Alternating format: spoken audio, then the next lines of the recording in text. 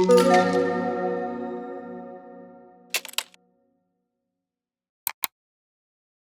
hello everyone. I'm Mohamed. I'm working on something called XO. XO is like an edge AI protocol. And edge devices are the opposite of cloud. In most current AI systems, like let's say ChatGPT or anything decentralized, you in some form or another, as a user, have a device, and then you send a request on some data to another compute unit somewhere else. Somewhere else your code is running, typically an AI model, and then you get a response back. When you have something like this, you inherently have some cost because you're paying for someone else to run code for you. And you inherently get some privacy/verifiability concerns because you're sending some of your compute and data somewhere else. The opposite of this is like if you could do stuff on the edge device, for example, your phone or laptop or whatever, you don't have those problems. Like if I have a phone, I'm running something on my phone, I'm not paying any extra cost anywhere else, whether it's expensive or not expensive. And the second thing is, if I have a model running on my device, like no one needs to prove something to me, or I don't need to encrypt the data or whatever. It never leaves my device. But the problem with edge devices is they're very limited. Like you have limited memory, you have limited compute, everything is limited on the edge devices. And edge devices are like phones and laptops, but also like a watch or something. And it gets more and more limited over time, or a robot, or any of these things. And one particular limitation that is often overlooked for some reason is energy is also like a very limited resource. You don't have like a data center, you can just like do everything you want. And at XO, essentially what we do is two things. One is, instead of like sending data to the cloud, we change the models themselves so that they can fit on your edge device. And the second thing is, you can cryptographically enforce rules on these models. So what you can imagine is, instead of using ChatGPT and having an API, you have a version that is as good as ChatGPT on your phone, and the person who created this model, in the case OpenAI, can enforce rules on this model. For example, every 100 requests, you have to pay me to use it, just like an API. That's kind of the TLDR, and I originally had my iPhone and laptop, and I wanted to give live demos, because I thought it'd be 5 people, but it was a lot more people, so I made videos instead. They're a bit hacky, so I hope you bear with me with that, of what is possible here. So essentially, you can use the XO SDK to do a bunch of stuff. For example, when Llama 3 came out, which we didn't expect, within like half an hour, we had a version of Llama 3 run on your iPhone very quickly. And I had a video of it. And we actually did some benchmarking afterwards. Oh, such slow typing. You can have a Llama 3 running on your phone, and you can just do it immediately, which we had done with the SDK within 30 minutes. And that's cool, and I'm sure you've seen models running on a laptop or something. So I want to highlight some of the stuff that is possible. If I traditionally want to run something on my phone or laptop, I'll just quantize it, reduce the memory or whatever. So if I have an 8 gigabyte phone and I have a Mistral model, for example, which is 14 gigabyte unquantized, it doesn't fit. So now I need to quantize it. But actually, if you restructure the architecture of the model, you can just fit 14 gigabyte models on 8 gigabyte memory, and it works just fine. If you want to look into that, there's a paper called LLM in a Flash. And the funny bit is, using it like this is actually faster than using it otherwise. So you can, with these optimizations that we do on the hardware level, we can literally fit models on the edge device that are bigger than the available memory. I was going to make a demo with a phone, but then I realized 2 days ago, maybe I'll go a step further. I made a demo with an Apple Watch, where you can literally fit an LLM on an Apple Watch bigger than the size of the memory available. Which, I'm saying I'm about to transfer to New York, and the model just transcribing it. And this model just lives fully on device, without any need for the cloud model. Wow.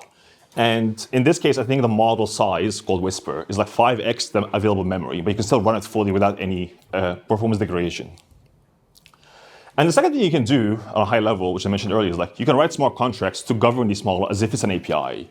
I can give you a model to run fully on your phone. It's private, I never see it, and you don't have to pay me anything because there's no cloud. But I can still enforce some rules. For example, I can say, for every time you do an inference like the API, you have to pay me or something, or every monthly subscription, or whatever I want. And one demo that I thought I would make very quickly, just up here, is a demo of an agent.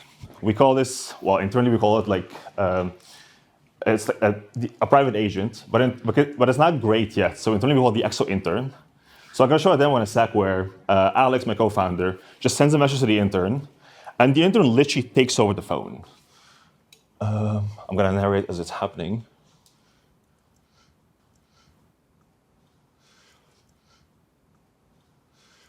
So Alex, what is he saying? Schedule a catch-up call with Ato.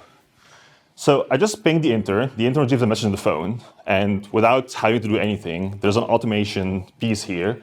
A model is literally looking at the screen and taking actions on the screen, and you can see it happening. For example, here it's supposed to schedule a catch-up call. So it has access to my calendar, it has access to my Telegram, my data, it's fine-tuned for me. It's going to create an event, the way I usually create an event, in a slot where there's no conflict, catch-up call, Alex and Ato. It should add them because they need to be on the call. Well, it's a bit slow, but yeah. And after it creates the event, I didn't tell it explicitly, but it should go tell Ato that the event is happening so it knows to go for it. So the agent gets the link of the shareable event. Very slow. And then it will go to my Telegram,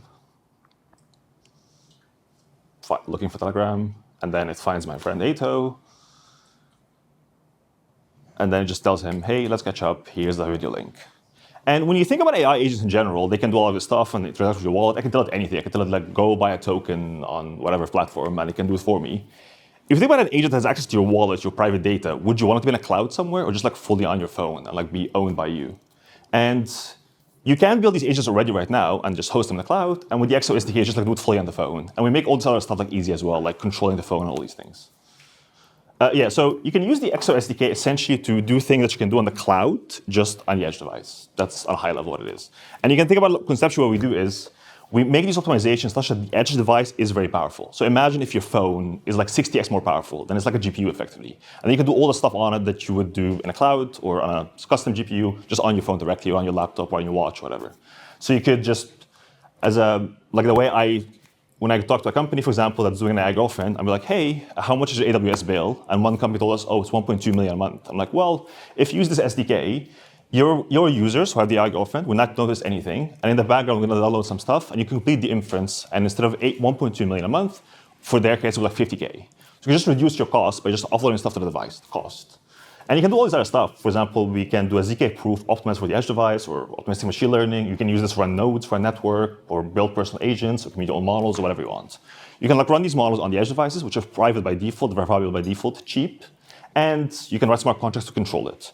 One thing I want to highlight is this is not good for pre-training models. If you want to train a model from scratch, doing it on a device is a horrible idea. Just go to the cloud. And there are a lot of smart people working on making this decentralized, but I think for the foreseeable future, just go to the cloud. One particular use case that I want to highlight two things. One that I think is very important is deepfakes. I came across this picture of Vitalik recently, and I was very confused if it's real or morphed somehow. And deepfakes is a very hard problem, and there's a company building on top of XO that's trying to solve it. And the way they do it is they have 3 layers. They essentially make it more expensive for you to create fake content. One of the things is hardware station. 2 is ZK proofs of edit. You can edit a picture, but create a proof that it was edited exactly in this format and some on-chain component. And the way this works is you can try to, oh yeah, by the way, most of these demos are live. Come find me afterwards, I can do it for you, or some of them are public as well. I can send you the link. So this is a demo, for example, where I came here earlier and I looked at that sign over there, the Archetype sign, and I took a picture with it. And then on my device, you generate a proof in the metadata that this picture was taken in this location by this device. And what I also can do afterwards is I can edit this picture. I can crop it, and I can create a ZK proof that this indeed edit happened according to these rules. And this is a case where the cloud doesn't work at all. You can't have hardware attestation by sending it to the prover network in a cloud and do it that way. You have to do it on device. Another example that I really like is another value proposition of edge is privacy. Privacy for retail is a bit of a meme, but privacy for institutions is a real thing. Hedge funds, financial institutions, they care about privacy. The same for bio companies. They actually care and pay a lot for privacy. So one thing we're working on with a company in Europe, I'm not going to name them, we're building like a protein model. These are the models that the pharma researchers use in practice every day. And their privacy is not just something that's nice to have. It's like they have to do it for regulatory compliance. And also they spend a lot of money on it, so they actually care about it.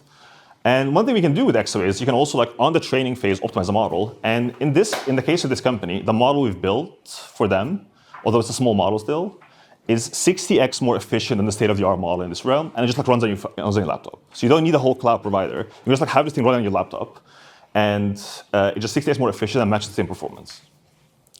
So yeah, essentially, the way you can use the EXO is just think about it as, imagine if the devices you have were 50x more powerful, or in some cases only 3 to 4x, and the best case 60. What can you do with them? Well, you can essentially do anything you do on the cloud just here. I can have a ZK prover network or something where the proof just happens on the client side. I can do optimistic machine learning with the inference is happening on the client side. I can have an algorithm app where I offload the cost to the edge device and so on.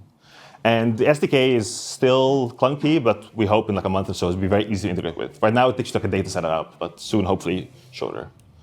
Yeah, if you want me to mess around with your phone or laptop and install this stuff for you, just come find me afterwards. I'm in New York until Sunday if you don't have time. Otherwise, feel free to reach out. And yeah, thank you so much for having me today.